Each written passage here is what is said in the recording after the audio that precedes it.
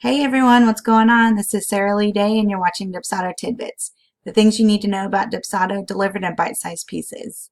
Last time I started talking about the address book and there's so much to it that I couldn't finish it in just one episode. So today we're actually going to finish talking about the address book and how to edit it. Now to do that, I've actually logged into my own business account so I can show you what some actual data looks like in the address book. So let's take a look. Again, from the dashboard, you come over here to Utilities and click the drop down. Go to Address Book, and I'm actually going to search for a specific client that we're going to look at. So here is the profile information of this client. You can see we've got contact information, an address, company name.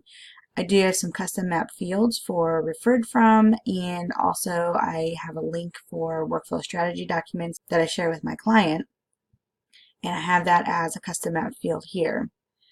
Now to edit any of this information, I'm going to click the edit button up here in the top right, and then I can fill in any information that I want to fill in. I can put in social accounts. I've got address information. If I had a picture of my client, I could put that here. If there was somebody else at the company that I also needed to send information to, I could put their alternate contact information here. I've got company information, shipping information, and my custom mapped fields. Now I also have some additional mapped fields that I'm not currently using, but only the ones that I'm using are going to actually show up in the profile. But those other ones are there in case I need them.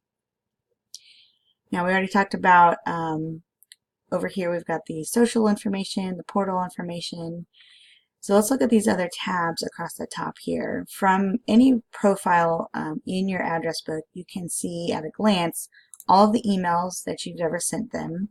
You'll see a list here of all of those emails, and you'll also see when it was sent and when it was last viewed. Now if you click on one of these, it'll actually open the original email and show you a timeline of when it was viewed, how often it was viewed, and you'll be able to see all of that information just from within the profile in the address book.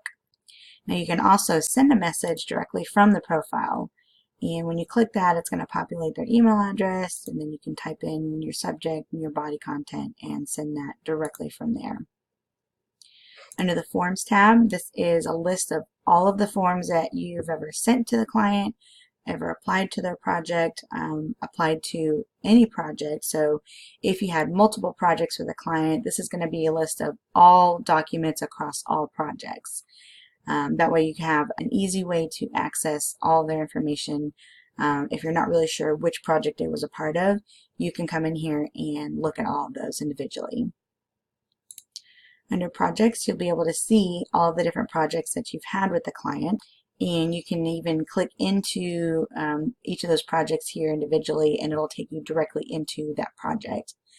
You can even add a new project directly from here, and that'll just bring up the same information as if you were adding a project on the project screen.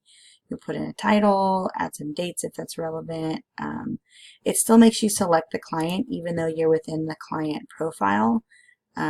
So you would just scroll through here and find the right client, add a status, add a tag if you need to, and the next step would create that project. Under Notes, if you wanted to add a note about a client, or if when you were setting up the new client you added one of those quick notes, it would show up here. And you can always come in here and add a new note. Let's see, out of office 7/4 through 7/5. Let's just say, add that note. And now you'll have that note in here for a quick reference. You also have a call log, so if you have calls often or you want to take notes on a call when you're having a call with a client, you can add a call log here.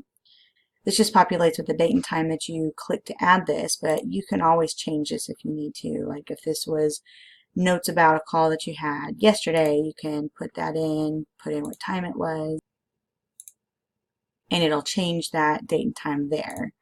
And then you can just add your call notes. Call notes from 7/4 meeting, and you just add your notes in there whatever you need to. and then just save. So then you've got that note in there. You can always reference that. If you have team members, they can come in here and reference those notes. And it's all contained within that client profile in the address book. All right, that's it for today's tidbit, and that wraps up the address book.